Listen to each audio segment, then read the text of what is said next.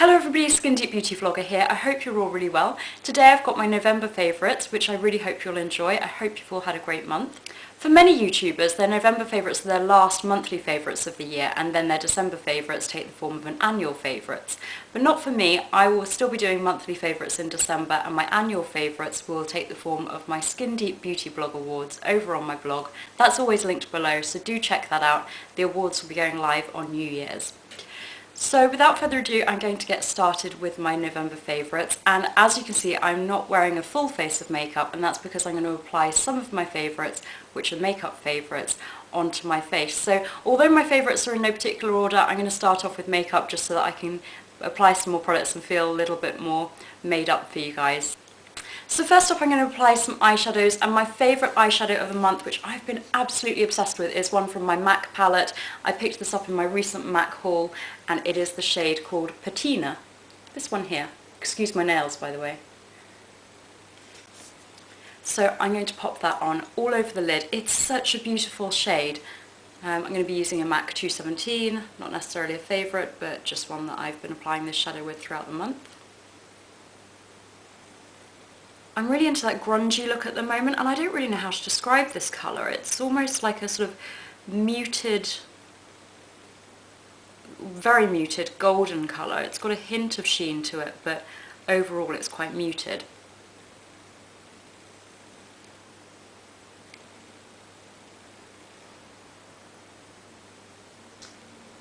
It's almost great for doing a one shadow look all over the lid.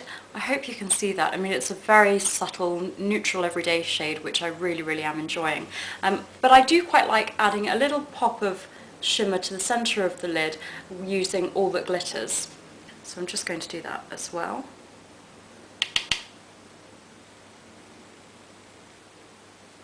And I find that by doing that, it really brings the colours to life. If I wanted to blend, I would use this brush, which I think is from Crown Brush. I know that I picked it up at iMats. It's a super soft, fluffy blending brush, which I've been really enjoying. I'm very impressed with it. It's got no branding on it, which is annoying, but I'm pretty sure it's by Crown Brush. So just blend out the edges. Excuse my eyebrows, by the way. I desperately need to get them threaded. So I would definitely say that Patina by MAC, with a little bit of All That Glitters, and in particular this Crown Brush, are my favourites for eyeshadows this month. Next up I've got an eyeliner favourite. I've been using the Estee Lauder Double Wear Stay In Place eyeliner. This is just their black one, and I find that it really does live up to that long wearing name. So I've just been popping this along the upper lash line just to make my lashes appear thicker. Kind of needs a bit of a sharpen, but it really is pigmented. That's just one swatch just there, but it's also very soft, and it's got a smudger on the end, which I really do appreciate, so it's really easy to smudge this out and blend it a little bit as well.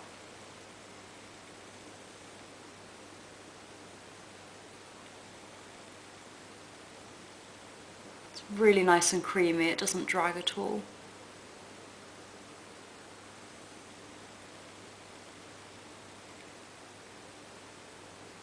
And it also works well in the waterline.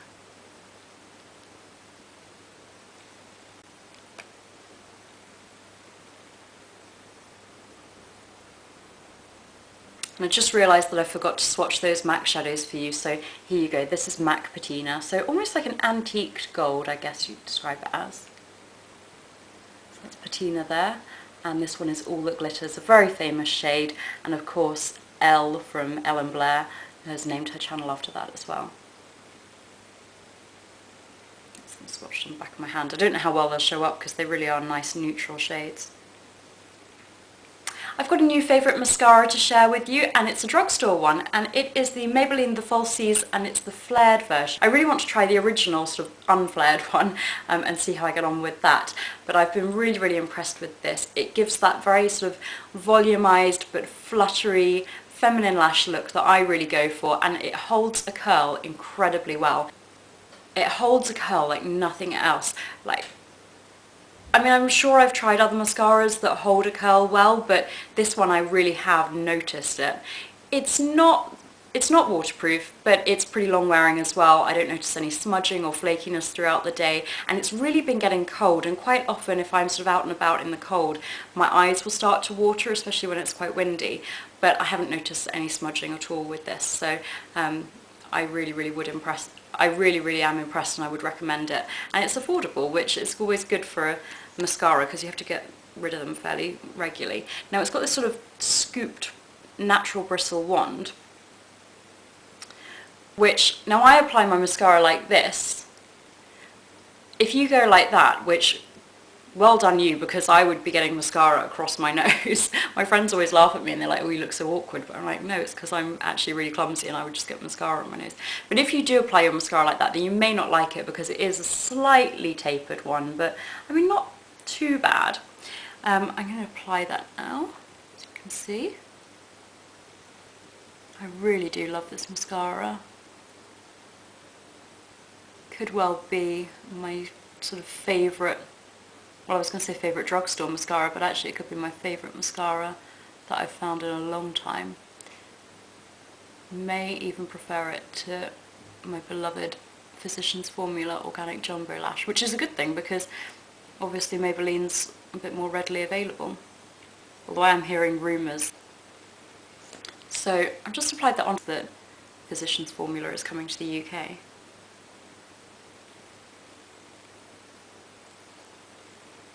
So I've just applied that onto this one so you can see the difference.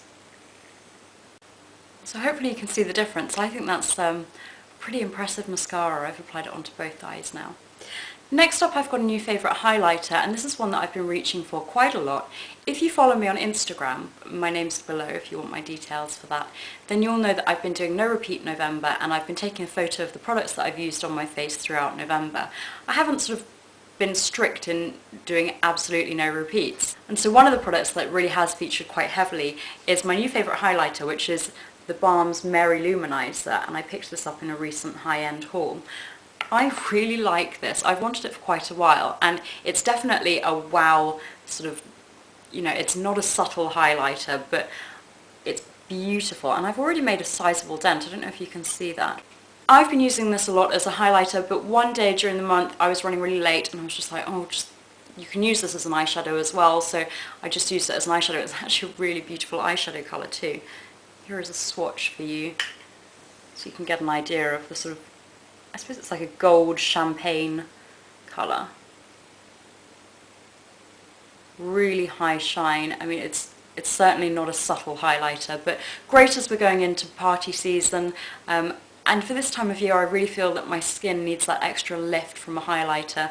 I've been applying this using the e.l.f. blush brush, which is pretty pathetically small, and I kind of ordered it online and it arrived, and I was like, well, what am I meant to do with that? That's not going to work very well for my blush.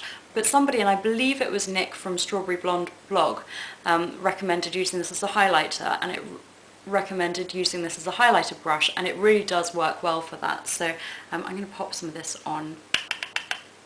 Pop it down the bridge of my nose, onto my cupid's bow, a little bit along the brow bone, possibly only highlighting the fact that I really need to get my eyebrows threaded, and then of course along the tops of my cheekbones. I hope that...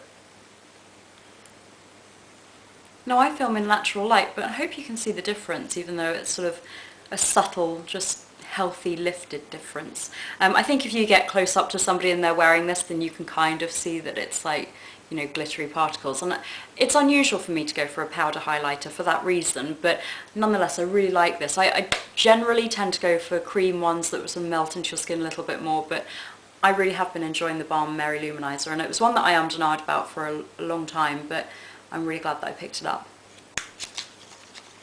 I have a new lipstick favourite, and you'll be surprised to know that it's not actually a Revlon lip butter for a change.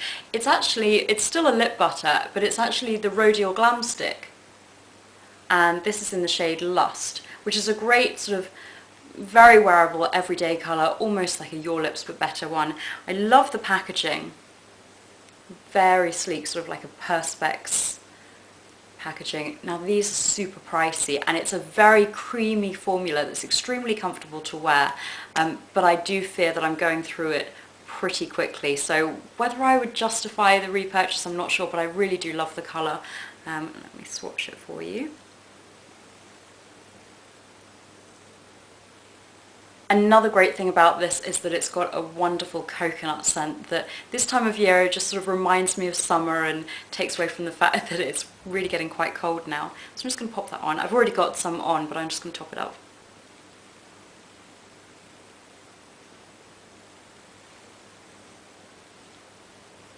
Pretty, isn't it? Really, really comfortable to wear.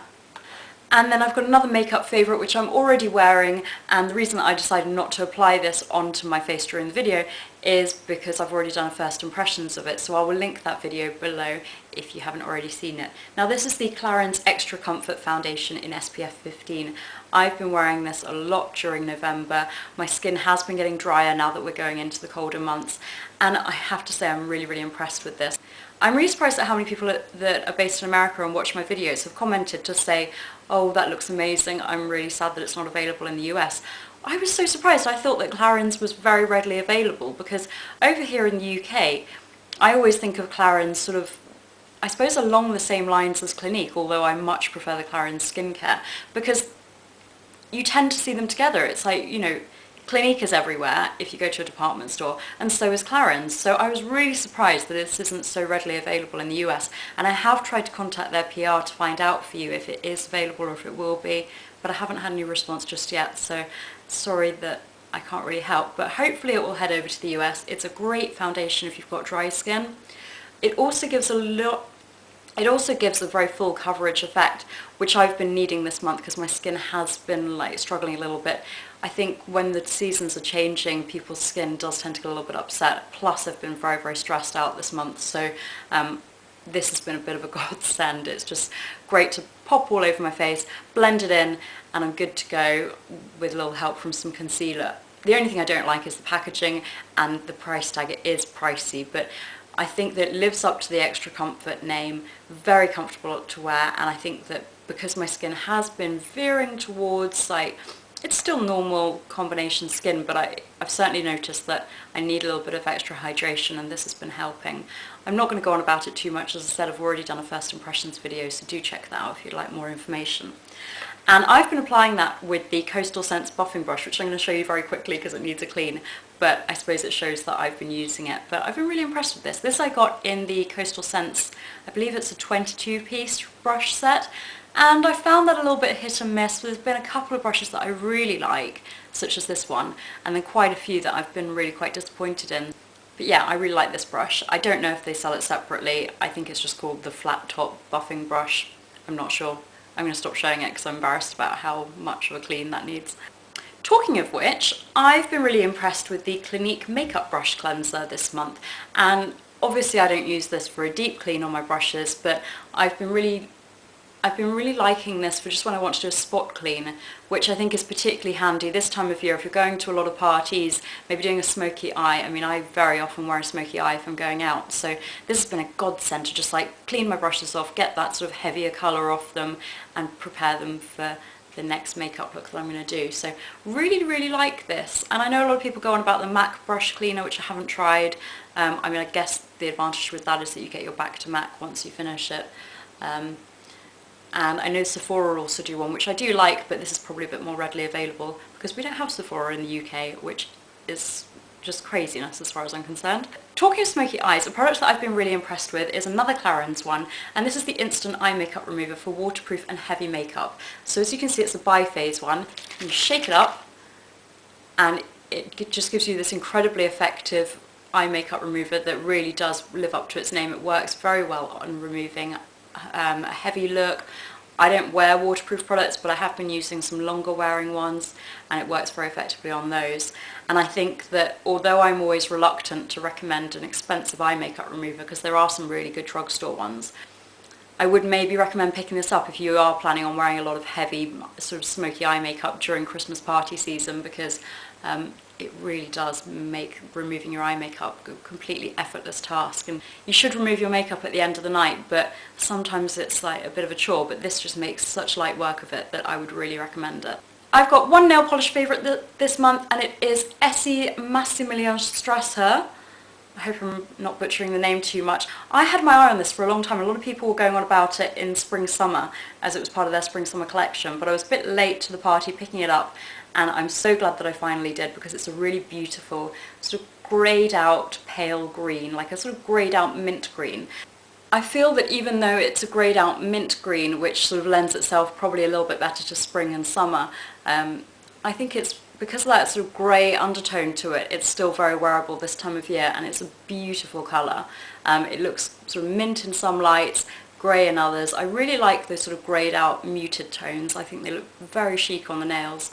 They're just a bit more of a wearable way of trying out colour. I did have this on my nails, but despite saying that it's a more wearable and I guess a more chic way of wearing those colours, I had a very formal event and I was looking at it and I was like, I think I can get away with it, but if in doubt, best to take it off, because it is a green nail polish, and I thought, do you know what, just go for the classic look. So I took this off my nails, but I have got a photo which I will insert for you so you can see what it looks like on the nails. And my last favourite is a shower gel, which is unusual for me to include, but it is the Dr. Bronner's Magic Soaps 18-in-1 Hemp Peppermint Pure Castile Soap made with organic oils. I really like the packaging of this. I think it's extremely chic and sort of got a vintage feel. It almost reminds me of something that maybe Kiehl's would put out. And this has got a wonderful sort of refreshing, uplifting peppermint fragrance. It's ideal for mornings, particularly when the mornings are so cold and, you know, pretty dark in the mornings at the moment as well. So this just makes it a little bit more awakening and a bit more appealing to get out of my warm bed. It's a very, very liquidy formula, so I'm going through it quite quickly, but nonetheless I really, really like it. It's free from sodium lauryl sulfate, which is something that I'm not sort of strict in my approach of avoiding shower gels with sodium lauryl sulfate, but I certainly prefer ones that don't contain it, because I do find it very drying on my skin.